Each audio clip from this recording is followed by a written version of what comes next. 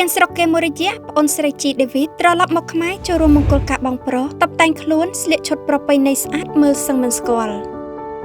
ក្នុងថ្ងៃមង្គលការរបស់កម្ពុជាតារាចម្រៀងរ៉េបលោកជីដេវីតនិងអ្នកនាងទេពបុព្រឹកថ្មីកន្លងទៅនេះមហាជនអ្នកគាំទ្រលើបណ្ដាញសង្គមមិនត្រឹមតែចាប់អារម្មណ៍តែកូនកំលោះកូនក្រមុំក្នុងឈុតរៀបការស្អាតស័ក្តិសមគ្នាទេតែមហាជនក៏ចាប់អារម្មណ៍សរសើរលើវត្តមានសាច់ញាតិបងប្អូនមិត្តអ្នកសិល្បៈក្នុងឈុតសម្លៀកបំពាក់ស្អាតតុបតែងខ្លួនខ្ញងមិនចាញ់ម្ចាស់កម្មវិធីឡើយជាក់ស្ដែងបើក្រឡេកមើលសាច់ញាតិបងប្អូនខាងកូនកំលោះជីដេវីតវិញដែលធ្លាប់តែឃើញភាពស្រស់ស្អាតសង្ហារបស់លោកតែបើងាកមើលប្អូនស្រីបង្កើតរបស់លោកវិញគឺកញ្ញាងួនច័ន្ទដារិយាក្នុងថ្ងៃមង្គលរបស់បងប្រុសក៏ស្រស់ស្អាតមិនធម្មតាដែរក្នុងនោះតាមរយៈវីដេអូនិងរូបភាពដែលកញ្ញាងួនច័ន្ទដារិយាថតជាមួយបងប្រុសជីដេវីតក្នុងថ្ងៃមង្គលដែលនាងបានតុបតែងខ្លួនក្នុងឈុតប្រពៃណីខ្មែរមើលទៅស្រស់ស្អាតប្លែកញញឹមស្រស់គួរឲ្យស្រឡាញ់មានមន្តស្នេហ៍មិនចាញ់បងប្រុសឡើយ